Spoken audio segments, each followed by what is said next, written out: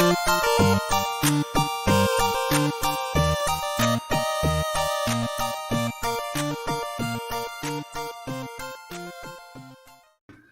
up? What up? It is Wednesday night. It is Lolz live. I am coming off the heater of a lifetime, and maybe not coming off. I'm still within it. Brian, how we doing? How long? Good. How's that? How long will this heater last then?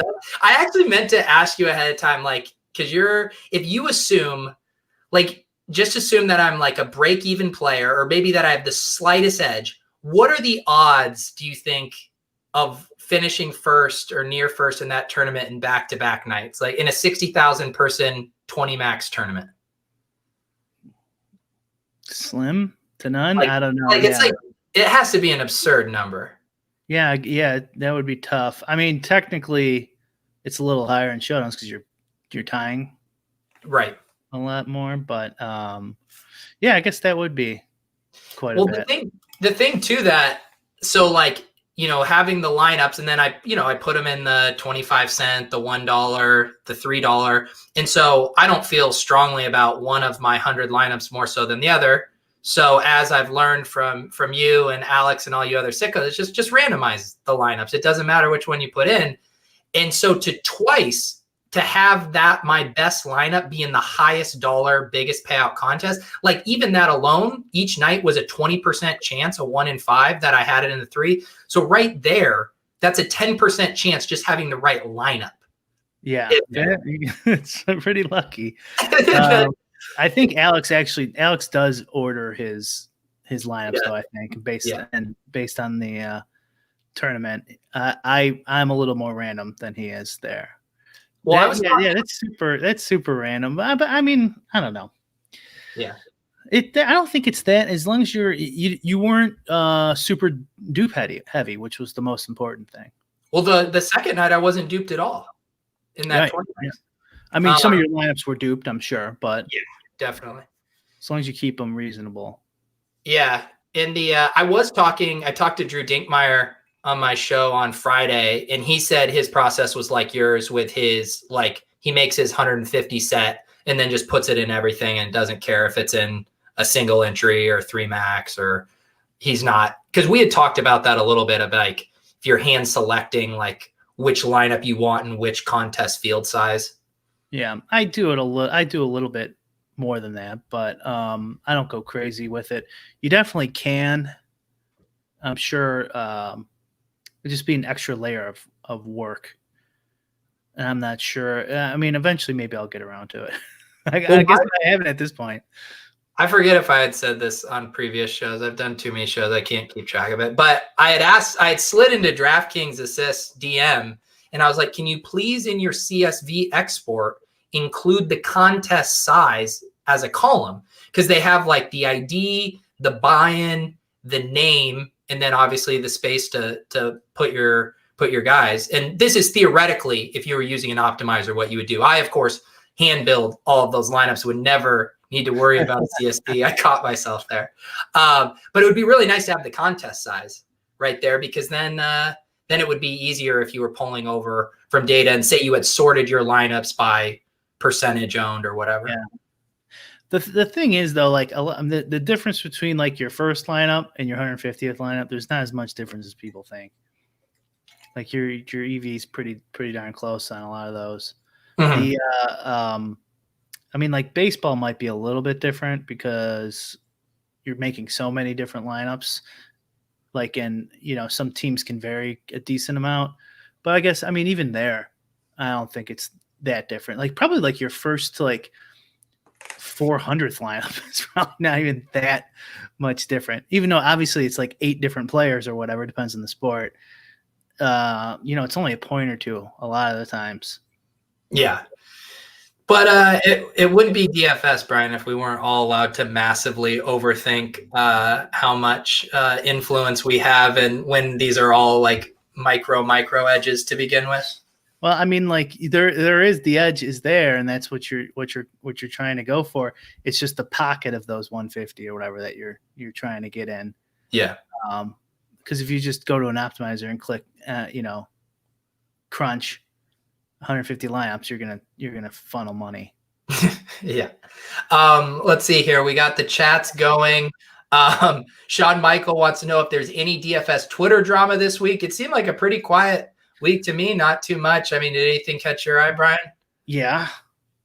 I don't know if we want to talk about it. I don't really want to talk about it, but this is your show too, so you're more than welcome to. I know you. Well, you just said there was nothing that caught your eye. I'm like, yes, there was. Let's just not. I don't know. Yeah. I mean, I'm sure the people would love. I mean, I don't know what I like Tuttle's tweet about how much you want to come back to Twitter. But yeah, I don't really want to talk about it. All right. Yeah. I mean, I have no problem talking about it. It's just like, I don't know, maybe in our chat. Yeah. Yeah. Okay. Wes, interesting to add. Maybe we'll comment on it. How about that? It's more something to reference as opposed to doing a deep dive expose on. Okay, there you go. Young Stokas in the chat, he's coming in hard with a question. GPPs, is it better to stack a higher total game with high ownership or a low owned game with high, I can't tell what he's saying, a high total game with high ownership, or stack a middling total that's low owned? Okay, I got you. So he's talking about like last week, the Atlanta-Dallas game that was going to be extremely popular, or targeting a game that doesn't project to score as many points, but people aren't going to own it because of that.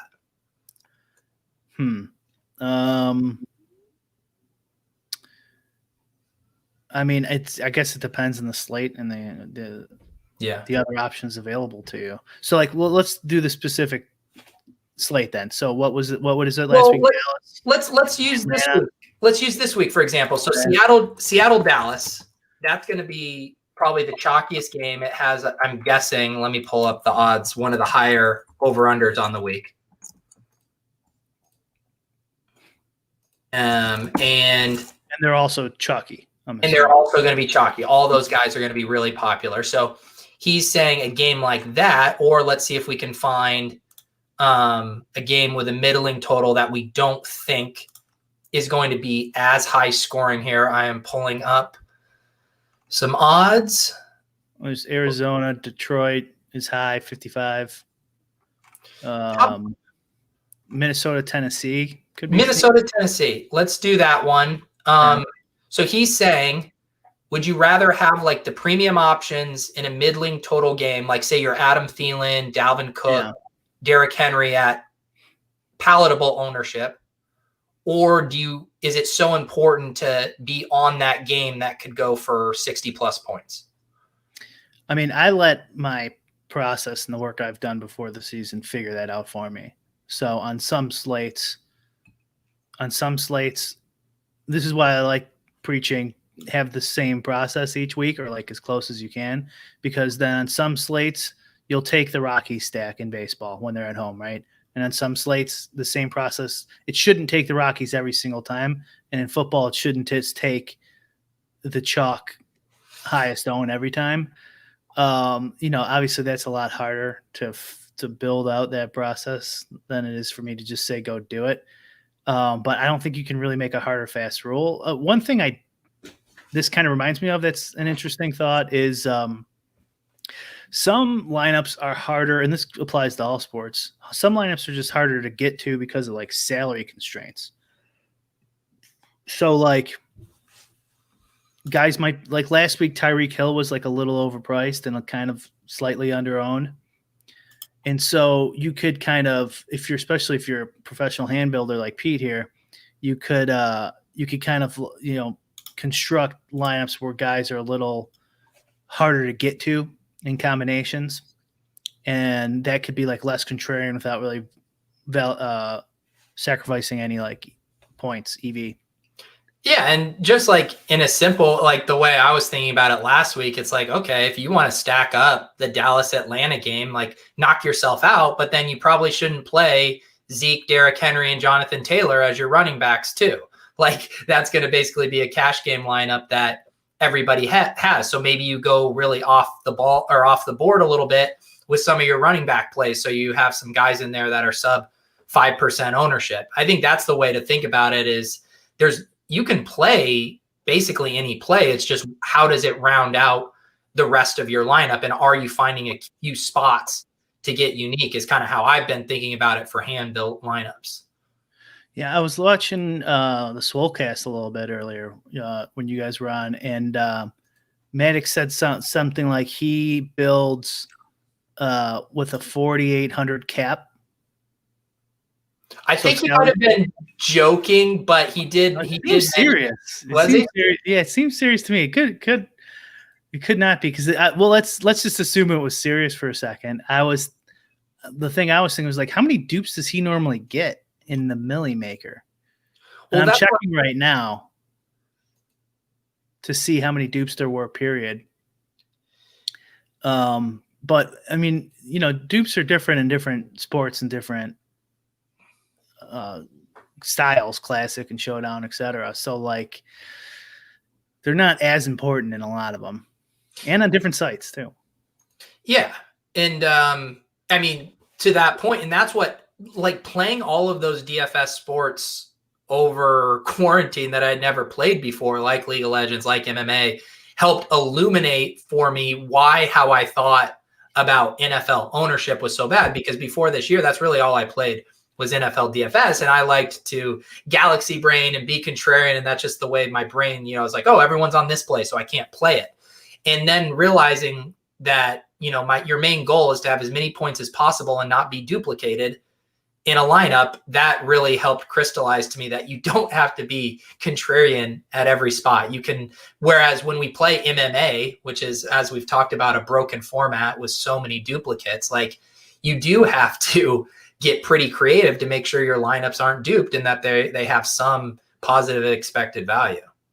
So here I'm looking at week 2's Millie Maker. Okay. $20 buy-in.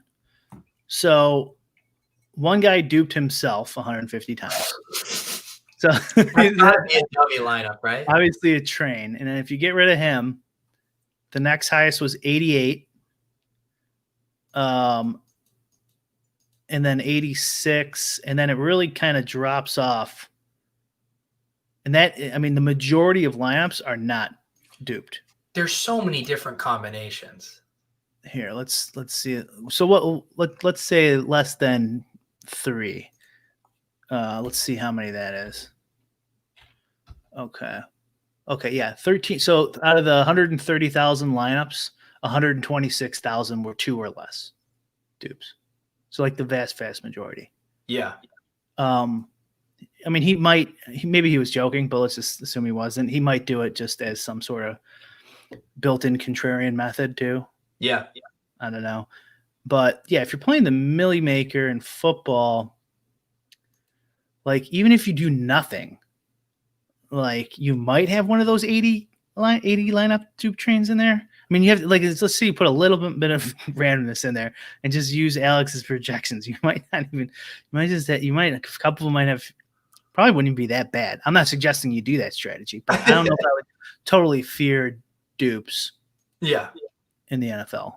I saw DraftKings has been doing their like Rainmakers thing with their celebrities playing DraftKings lineups, and I don't even understand how the contest is supposed to work, but Pauly D of Jersey Shore fame had the best lineup of any of the celebrities, and it was like this really, really nice cash game lineup. And then I saw some people in the comments saying it was the exact cash game lineup that Chris Raybon from the Action Network had like posted in one of his articles. So it seems like Pauly just ripped off his cash lineup and put it in the contest and had a great day. So there you go. Chris Raybon's lineup was duplicated by a former Jersey Shore cast member. Well, so he couldn't even pick like his own. He had no idea who to pick. Or do you think he was like trolling him? I think he was just like, oh shit, DraftKings paid me X amount of money to be an influencer for this thing. I have to make a lineup, and then had his publicist like Google top week 2 lineup and send him something that he put in. I could be wrong. Maybe Pauly's a grinder. Maybe he's up here like, other alerts. Other reality TV shows have shown that they grind DFS, so it's not unheard of. I'm going to pass along a question from your chat. I'm not sure if you're going to want to answer it or not. Brick, I noticed that in MMA, you have way lower dupes than other top players that I compare you to. Could you touch on how you were able to get so low duplication in MMA? Just getting my hands dirty. No. Yeah, the same way I build models and stuff like that. I use data and then figure out variables I think are important and guess at what variables I think are important, and then use the whatever that spits out when I'm happy with it to adjust my lineups. And maybe say why you think not being duplicate. I mean, obviously from like an intuitive sense, you want to have a unique lineup so you don't have to share prizes with other people. Mm-hmm. But why do you think so many other people aren't going out of their way? Is it just laziness, or is it that people don't realize the negative expected value of having that many dupes? Maybe I'm wrong. I don't know. Maybe they're right. Yeah, I think I would rather play my style, but it could be that there's just not enough good lineups. So like if you knew for certain the probability of every lineup winning, for example, every lineup possible, there might just be in like some of these sports where there's only, 20, 30 players, fighters, whatever. There might only be 200 profitable lineups in that bunch because whatever the opponents are so heavily favored, are so likely to win that you're just throwing money away by going less than that. So I'm assuming that would be, it's probably just laziness, I would guess. Laziness or ignorance, not to me mean, I mean, just like ignorant of the fact that this is happening. Yeah. Or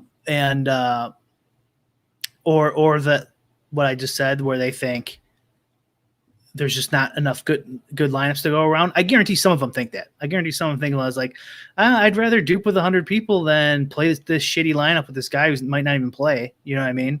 Yeah. Like in a football showdown.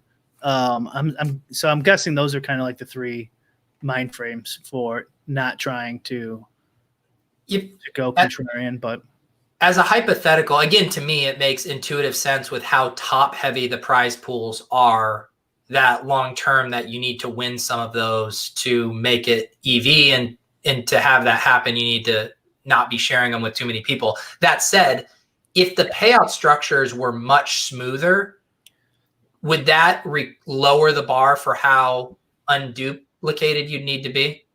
Maybe it would change it a little bit, but I mean, even when they're low, you said this yourself the other day on one of your 1,000 shows that I was watching. I think in your single entry where you missed, where you're like, man, even if I took top 10, it was like an extra $200. Like even in these smooth payouts, it's still all the money's the top 3, top 4. Yeah. So if you take 5th and the top 3 lineups are duped 80 times each, you're not getting shit. Yeah. It's also a high risk, high reward strategy, and that scares people, rightfully so. Yeah. But yeah, I don't, that probably changes a little bit, Peter. I don't know. I'd have to look at it and do the math, but I doubt it changes that much. You don't want to split with 100 people. Come on. Right. It just seems logical to me. So, yeah. Yeah. And on that point too, about the payouts, right? Like the SPY. So this week, there was a couple SPY contests. I think I ended up in the smaller one somehow. I didn't even realize it, but it was 1,111 entries. It's $100 buy-in. I got 18th place out of 1,111 people, and I 5x'd. I got $500 because, like Brian said, all of the money was in the top 5 slots. Yeah. Yeah. Go ahead. No. It is wild of like, and it's another, driving the point home. Like you do really need to be making lineups that have a chance to finish top 5 to be profitable long-term. I would say that's exactly right. And don't get too frustrated. Easy to say, obviously, because taking top 10 and taking 1st or 10th is like a lot of luck. A lot of luck. And like I think some guys like take 10th and they go like, maybe if I just made this a little more contrarian or something, maybe I just had one more. If I had Tyreek Hill and his upside, got to take first. And it's like, listen, that's a first place lineup. You just got unlucky, you know, as long as you're taking a bunch of top 10s or whatever. It depends on the contest you're in, obviously.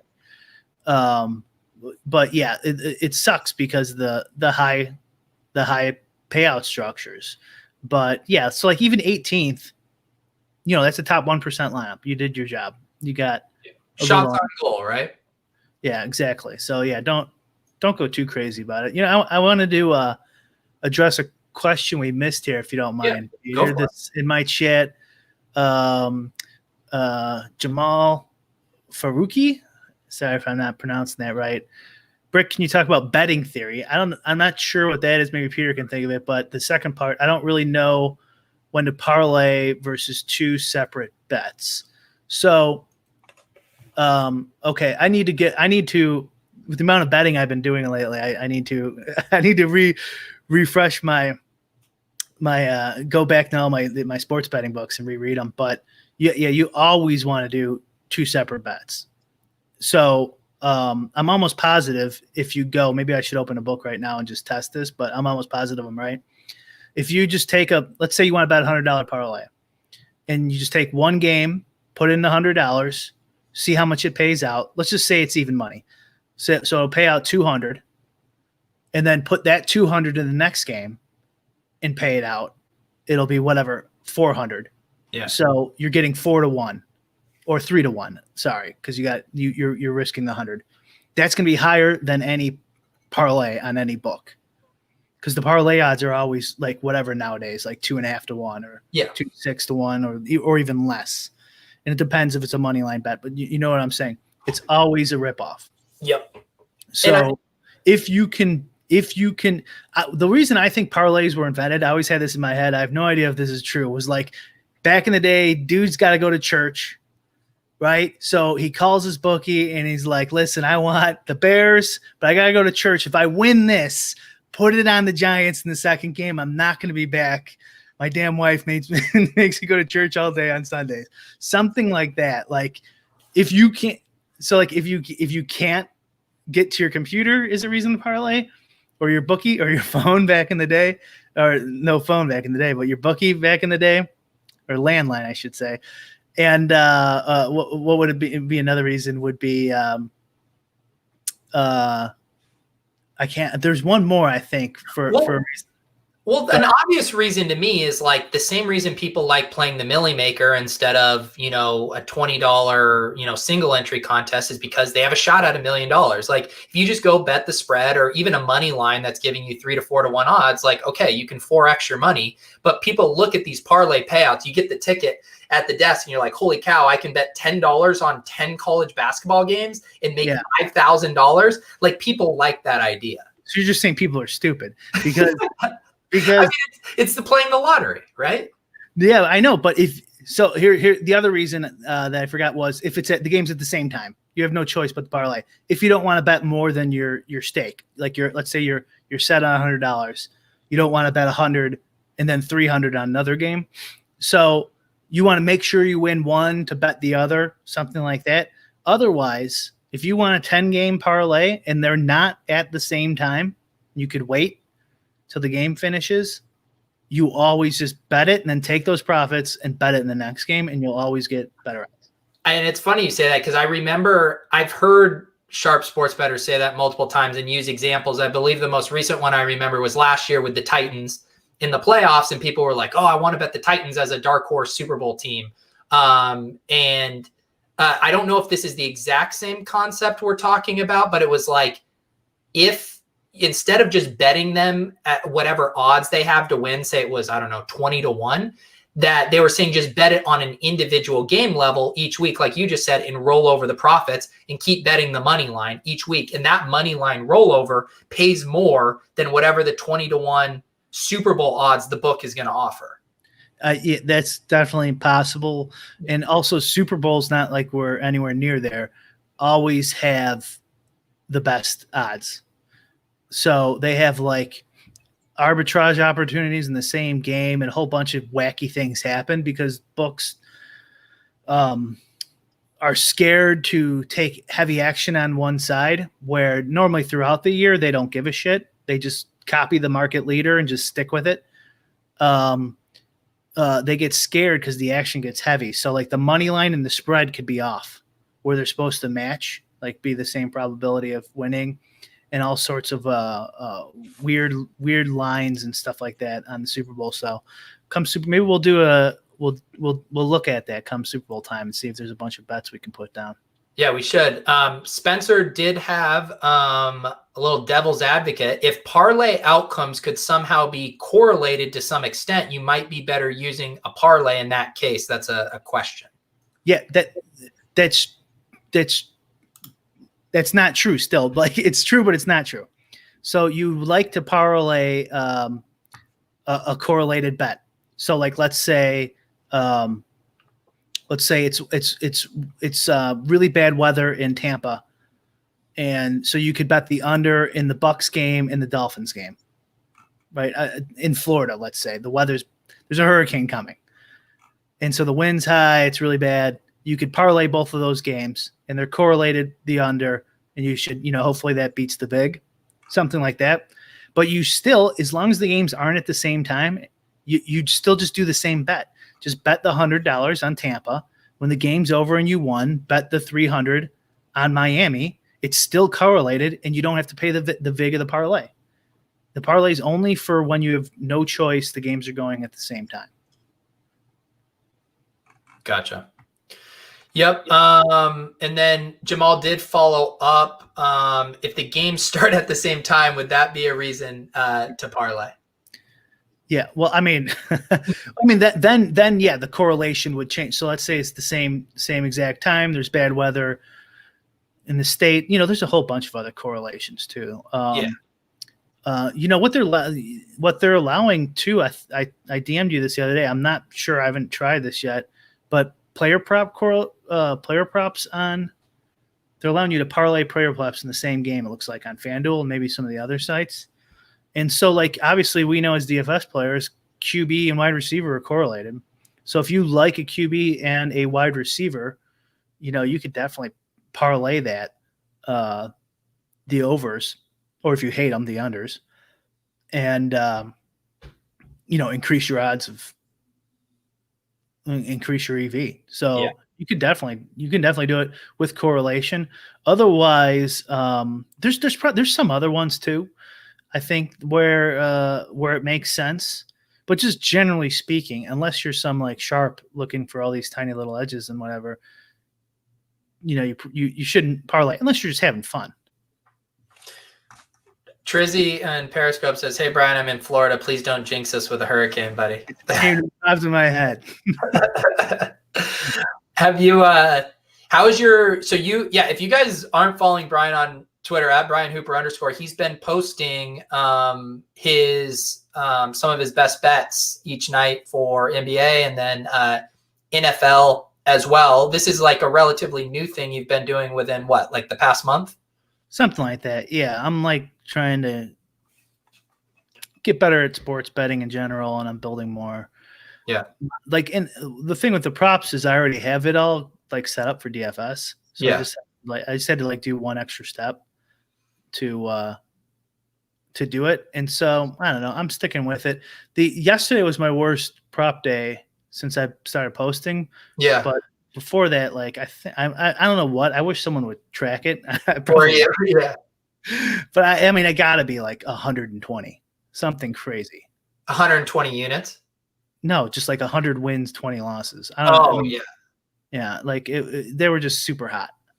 Have you gotten limited at all anywhere yet? I got limited on Bovada, and then I think maybe it was just one bet because I haven't been limited since. Okay. So that was weird. And then I got limited on Bet Rivers again for one bet.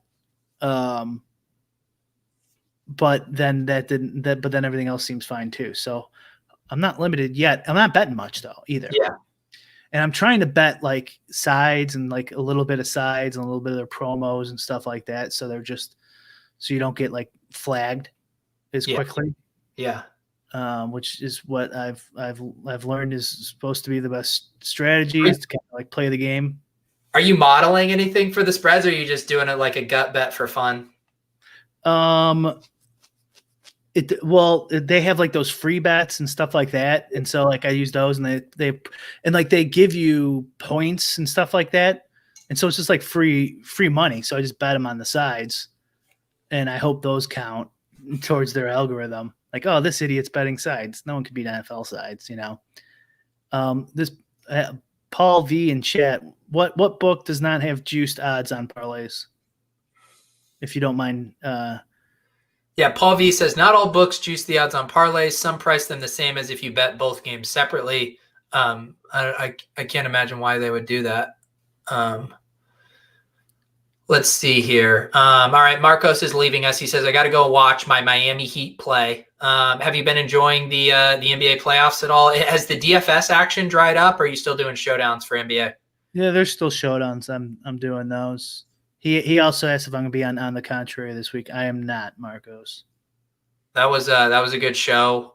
Awesemo and Dave and Brian on Saturday. How has your NFL season been going so far, 2 weeks in? Cash all right. Haven't pinked anything. Yeah. Yeah, I'm not Showdown King yet. I'm just learning. Yeah, you'll get there. You'll get there. I mean, it's there's a lot of luck in the top, Brian. Well, thanks. Yeah. Have there been any other trends or things that you've started to adjust for this season? Obviously, we've had a ton of injuries. Has that made it tricky for you doing projections? No, I haven't even looked at those injuries yet. What I adjust like the QBs are the big part, right? So I have to adjust, and it's a little bit of art more than I'm comfortable with, honestly, for these adjustments on like Josh Allen, Kyler Murray. Yeah. Right. Like if you go with their projections from last year and you don't update them, they're going to show garbage numbers for you. So like I'm kind of manually changing some of the way I do it, some of those things, and on the team level as well too. It's like against a rush defense, pass defense, so those are basically all the updates I'm doing, and then checking versus everyone else's projections in Vegas and be like, okay, am I way off here? And Kyler is like, in the Cardinals are a great example of where like there's so many variables that are different from last year. It's like, okay, well, one, he was a rookie. Now they bring in the best receiver in football into the offense. And then the third big one is now he's rushing. Like his rushing totals this year are just dwarfing what he did last year. So I think that just like probably flips on its head, like whatever you could learn from his stats last year. Yeah, I guess. I mean, he didn't rush that much last year, but he was fast as shit in college. Yeah, I mean, yeah, he was. I think people were hoping he would, but it's been really this year where he's just taken off more in the pocket in a way he wasn't doing it last year. Right. Yeah. That that is the difference. I mean, for me, that was just gonna be like an update, like the total team rushing yards, and then suss out the shares from there. Because like the Ravens, you take Jackson off that team, their total team rushing yards are not going to be 180 yards or whatever it is a game. Yeah. Without him on there. I saw Matic had a tweet like Kyler Murray now he can pass and now he runs like Lamar Jackson or something like that. I'm like, let's slow down here. Or he's just elusive as Lamar Jackson. The thing that is huge for those guys too is like, and you see Lamar still doing it, and Kyler did it his rookie year, where they're like, their competitive brain kicks in and they're like lowering their shoulders on the end of these runs and stuff. And it's like, now they're getting better at like, you either run out of bounds, you slide, like you just do not take a hit, because that extra yard or two is not worth risking the rest of your season. Definitely. And the defense too has gotten trained. Yeah. Like much better. Like they don't take those cheap shots nearly as much anymore. I mean, if at all. Like even if you go low on the QB, in the pocket, that shit's instantly called. So like they really protect them. Carpentier in the Periscope chat is wondering if you've done any props on Monkey Knife Fight at all. No, I've never signed up for there. Never really looked there. Did you? No, I haven't. I had read some things about the way that they price things being a little predatory for gamblers, but I mean, I know they promote everywhere, and they have kind of like very easy to play games and props and stuff like that. So I think it's like a good user experience, but the stuff I've seen with some of their rake and stuff on those seem pretty juiced up.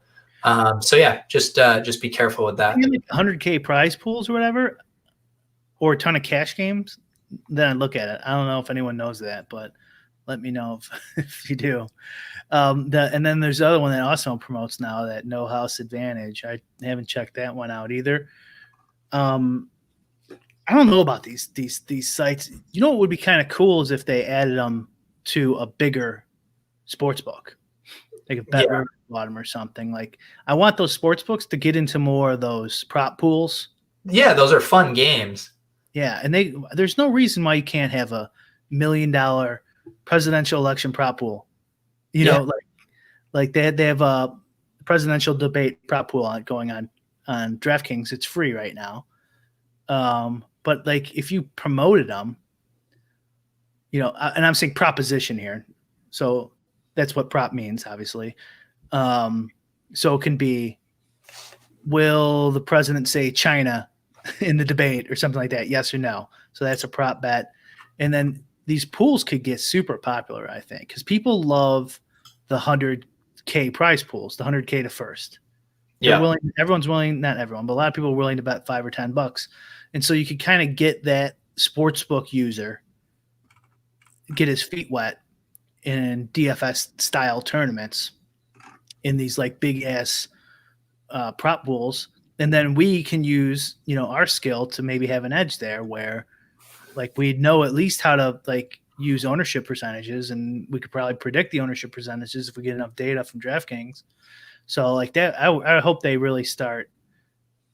So I guess I hope they succeed, Monkey Knife Fight. And I've heard, I remember, the Westgate in Vegas, they've experimented with some stuff where they kind of have contests that are almost like horse races too, but for NFL, whereas you could do like a trifecta or whatever for the top 3 highest scoring quarterbacks for that week. And experimenting with like fantasy meets sports betting type games, but they never seem to stick around for whatever reason, when to your point, it seems like there is a market for some of those bigger pools, fantasy meets sports betting type stuff.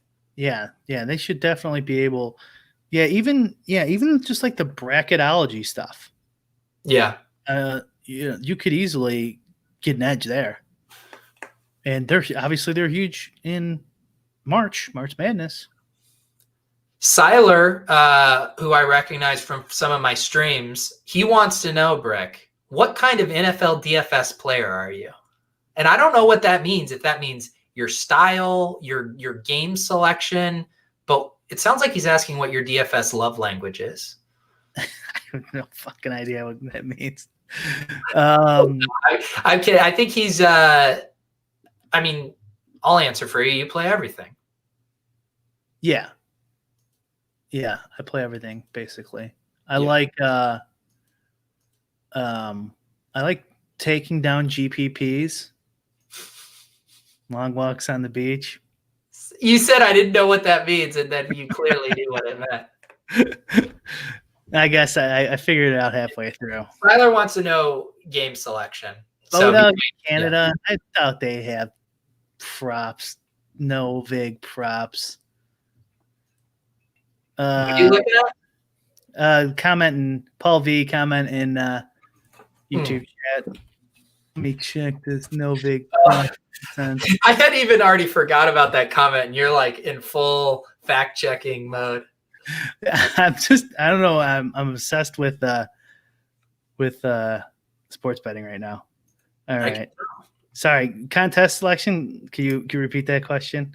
Yeah, he wants to know like what your game selection is, which we kind of just answered, but yeah. Well, I mean, like we said this on a couple of shows ago. I would go to Yahoo and Super Draft, play there, build up your roll, take some shots at the big tournaments at DK, or FanDuel. I like DK more than FanDuel, but I know a lot of other people feel the other way.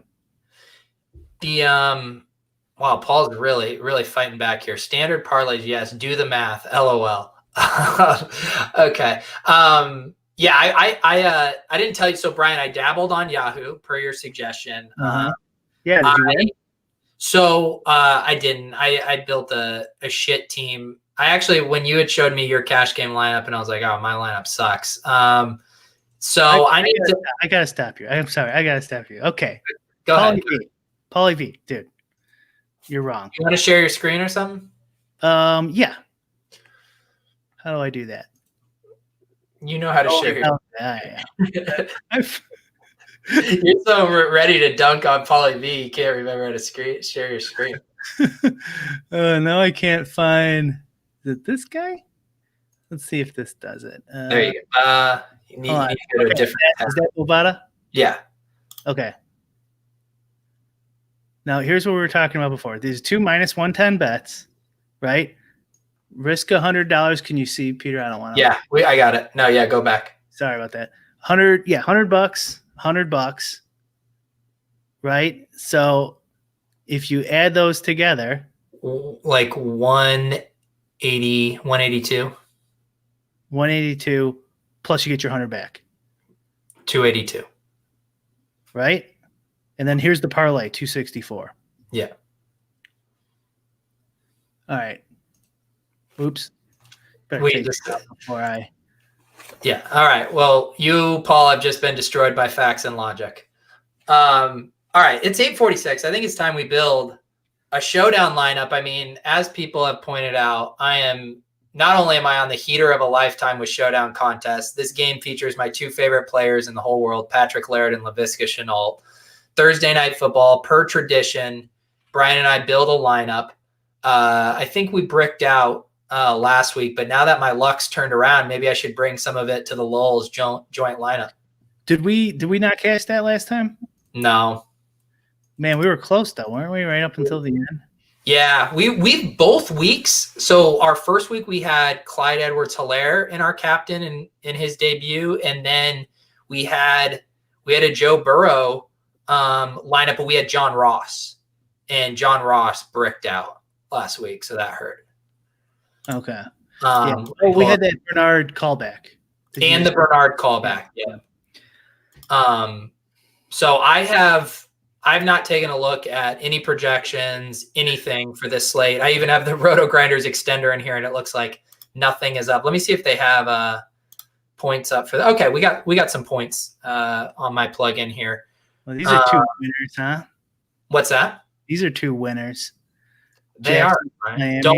I will not let you talk any slander about either of these teams. Okay. So one thing, I will absolutely not let us leave this show without Laviska Shenault in this lineup. Other than that, I'm fairly open. Oh, we're not going to put your other boy in?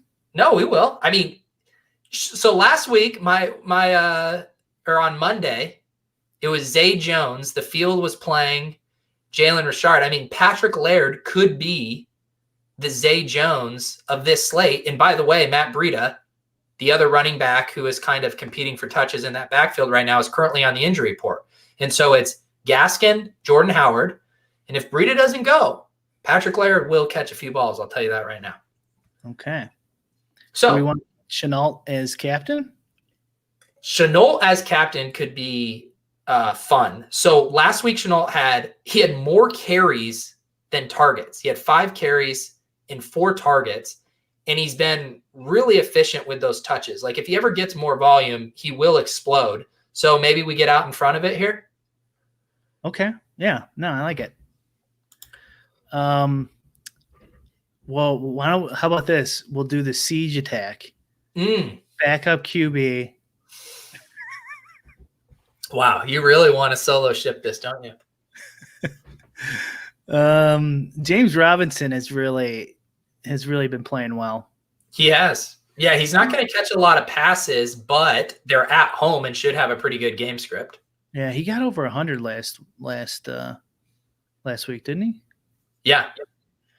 Yeah, I mean, it's going to be popular, but like, if it keeps going this way, he's going to be way more than 7,800 eventually in a showdown. Sure. Yeah, and again, so the story we're telling in this lineup, I think, when we play James Robinson is a very positive game script for the Jags with the Dolphins playing from behind.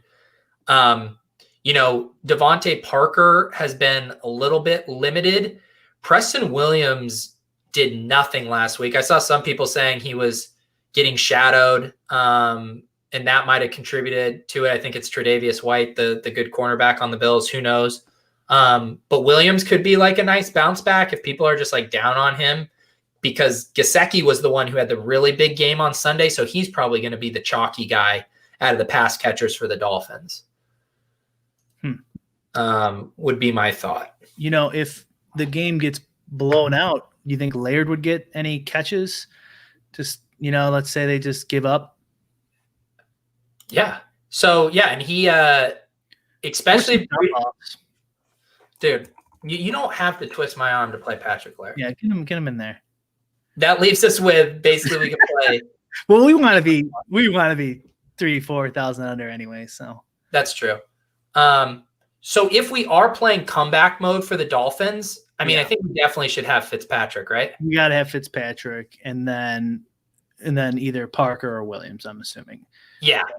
And we should still be all right. I mean, we got Chenault and captain. So what is he going to be at captain? Like 2% owned? 2% captain? Yeah, 2 to 5. I mean, I'd like to think I'm moving Chenault ownership at this point. So maybe we get him up to 5%, Brian. Probably are. You moved Laird up to like 26% owned that 1 week last year. I think, yeah.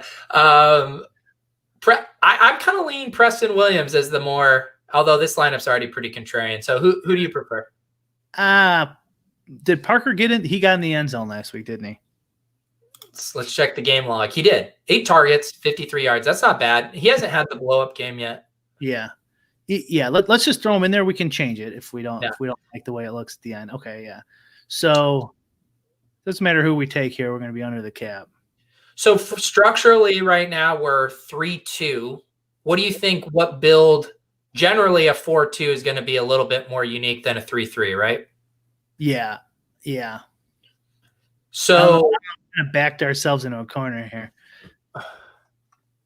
The chat's already, hey, this is a hallmark thing about the lineups Brian and I built. If the chat loves our lineups, we have not done our job. We need to be having hurt players in here that make you disgusted. That's what we do. Man, is he hurt though? Because we have to go back and change them. He's fine. He's been limited in practice. He's going to play. He's off the injury designation. He's not even on the injury report. Relax. Okay. Yeah. He got 8 catches last week. He's fine. That was what, today? Yeah. So I would say, I mean, what if we doubled it up with Parker and Williams with the field chasing Gesicki's big 30 burger game? So that would be a 3-3, huh? No, a 4-3. 4-2. Or 4-2, I mean. 4-2, reverse 4-2, too. Reverse 4-2, which was how my lineup was on Monday with right. Brees and Kamara. This will be less contrarian. Not that I think this lineup is in any danger of being duped. I mean, I guess any lineup in Showdown is in danger, but I will say it legitimately tells a story. Every lineup tells a fucking story. This lineup tells a story I like, though. 5,900. That's pretty deep. How come Laird's name isn't highlighted and all the other ones are? It's bullshit. RotoGrinders hasn't even put projections in for him. Oh man, go to the game log because he hasn't even touched the ball. Okay, yeah, he did. He had 2 receptions on 2 targets. Week 1. Are you getting cold feet after you had talked yourself into the play? Getting cold feet. What about Gesicki in there? Keep the reverse 4-2. Wait, that doesn't fit. Okay. Oh, how about that's ultimate contrarian? Go over the cap. Oh, no, that one. I'll call my DK rep and see if for this one lineup they'll let us go over the cap. They're done updating the CSV for you if they can let you go over the cap. If you do want another non-running back pass catcher, Isaiah Ford has been playing well. He had 9 targets last week for 76 yards. Receiving too. Yeah. That makes a lot of sense. Now we're talking possible dupe though. You think with 3,900? Yeah, even with 3,900 maybe. Couple. Which is fine. It's a showdown. All right. Well, we could, if you want to win, 300K with Patrick Laird, or you want to win, 20K with Isaiah Ford. I mean, it's up to you, man. Is it guaranteed with Laird? It's a guaranteed solo ship. You pick. Let's go. No, let's go with Isaiah Ford. I'll have plenty of Chenault Laird lineups. We're gonna go back because Paul V has not. He's not going quietly into the night. For your parlay example, you wouldn't be wagering 200 on the second game. You'd be wagering 190.91. Bet 100 at minus 110, win 190.91. Then bet 190.91 at minus 110 and win 264.46. Odds are the same as the parlay. Hold on. Let me. Here we go. Here we go.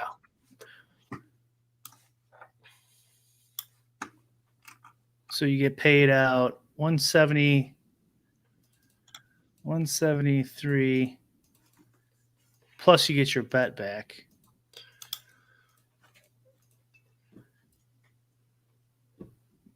$364. God damn it. He's right. He's dead on right. The minus 110. I stand corrected.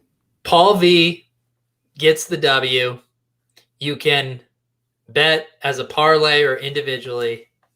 See, he didn't give up. Well, and I do think it is. I guess it makes sense in that they just have. I guess they could program it to do whatever, but they just have that built-in calculator where most of your bets they'll let you string it together as a DJ Pauly V in the chat. I know. Yeah, I'm almost positive though. Not all books do. Right. I definitely know the ones in Vegas don't. Another thing I noticed about Bovada, their odds have been getting juicier. On the golf outrights this week, they were almost better across the board than all the American sites. I wonder if they're feeling the competition and changing their pricing. Did I tell you about the hit I woke up to on my long shot PGA Championship bet? You mentioned, I can't remember though. What was it? Yeah, so it's back in beginning of quarantine. I've mentioned a few times on the show. Matt Jones at RotoViz does their golf stuff, and he had put out a little call that he thought there was some nice value on the Bryson DeChambeau odds for the upcoming majors. So I threw some shekels on it, and I'd logged in to my account, and I saw I had an extra $1,000 in it. I was like, did I have a rollover bonus that just kicked in? And sure enough, I had Bryson DeChambeau at 28-1 to win the PGA Championship. Nice. Again, all part of this heater, Brian. It's all turning around for me. Wow. How did your wife handle it? I mean, yeah, she was chill. I think in her head, she just assumes mostly correctly that I'm down that much and I just got unstuck. So it's not like she's victory lapping. But at least she's not going to pull the old, let me guess, you lost maneuver anytime soon, right? That's right. I can now hold this over her for a while. There you go. Although, it depends on how much sleuthing she wants to do. She can go through these shows and she can look at my DraftKings balance when I do the screen share, and she'll be able to tell if it's all still there. Because unlike the Cash Out King, this isn't a bit. I never cash out, so we'll see what happens. All right, Brian. Any final words here tonight? Can't believe Pauly V got one up on you, man. I know. It's embarrassing. I haven't bet a parlay on Bovada. I haven't bet a parlay on any site. Yeah. So I stand corrected. I could check. I don't know if we have any time, but I'm pretty sure the other sites, they're probably not betting, probably not pumping out even odds on parlay. You can field this final question as we go out. Jamal asks, I'm going to ask it to Brian. Is the cash out king actually a crusher? Well, what do you think? I want to hear what Brian says. Are we going to get him on the show still? So yeah, I mean, if you guys are new to the Lolz universe, we had confirmed booking him to come on. He had agreed to come on. I sent him the StreamYard link, and he said he got busy. These were the kind of questions we were going to ask. He was going to come on the show, and I was going to be like, "Hey, man, are you a confirmed crusher?" But he didn't come on, so we'll never know. We'll just have to take his word for it. No call, no show. I didn't see he's getting girls sending messages to him. Did you see that one? No, my sort, like I haven't been hawking Twitter as much lately. I've been so busy. So my cash out king news source is you DMing me his tweets.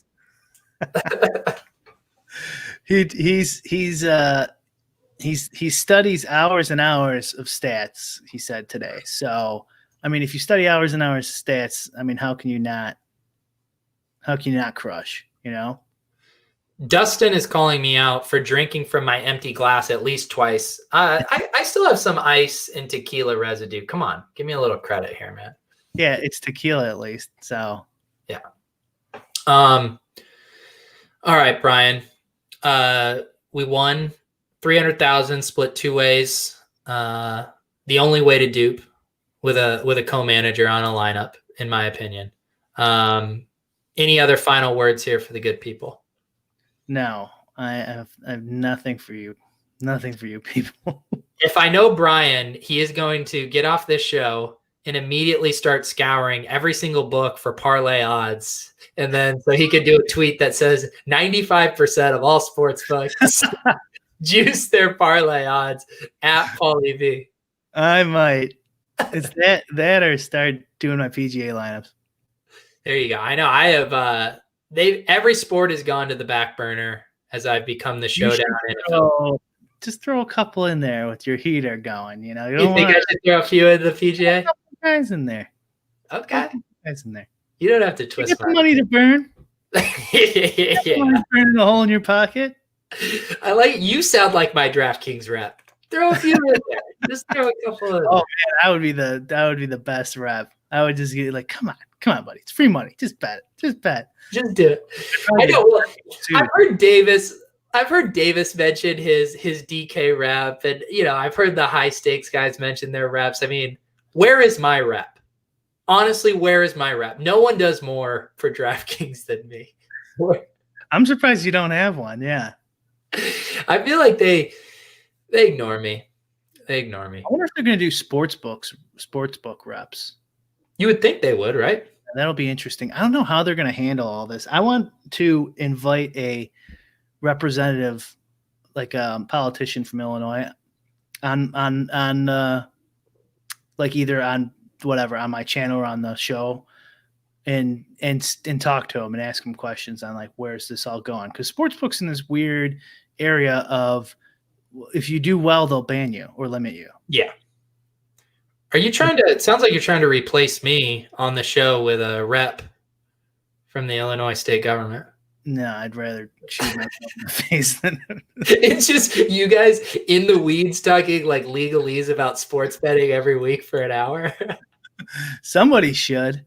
I mean, someone should do something like that. I mean, like no one wants to, because there's kind of like this disincentive for the DFS sites to talk about it, because they have links from all their sites and stuff, so they don't want to piss them off. And it's kind of to get the sports betting ones because it's so fucking regulated. You have to get like your fingerprints sent in and stuff like that, and like 3 years of your tax returns just to hawk their fucking stupid site. And so they don't want to rock the boat. But I mean, why is the government involved if they're not going to protect us from getting banned and limited? Yeah, makes no sense. Right. And I just want to hear someone's perspective on that. I mean, and the answer could be, I disagree with that. There's nothing I can do. Right. All right. That's what next week I say we try to get somebody on. Because like Pete Jennings, he's well connected with that state rep in Colorado, Alex Garnett, I want to say is his name. So yeah, we need to get you embedded within the reps who care about sports betting and gambling in Illinois. Yeah, I know some. Yeah, you're from your olden days. Yeah, we'll see. One final question here before we go. Jamal does want, and I actually want this update as well. What's going on with the Democratic Party text? Did that chick Andrea ever get back to you? They keep texting me. I got another one today or yesterday. It's almost always girls too. I wonder what that's all about. They're playing to your base instincts, man. I wonder if they do that. Like they have the girls text the guys. I believe it. But I thought that bit was played out, so I haven't responded. I don't know. Bit played out, Brian. There, in my line of work, that's not possible. Andrea never got back to me. I mean, she did for those 2 days, and then that was as long as she would deal with my bullshit. Hey, it happens. It happens. All right, guys. As usual, if you'd like to listen to this in audio form, the podcast will go up later tonight. You can search Lolz DFS in your podcast app of choice. Make sure you are subscribed to Brian's YouTube channel for his forthcoming Illinois legislature sports betting streams. For Brian Hooper, I'm Peter Overzet, and this has been Lolz.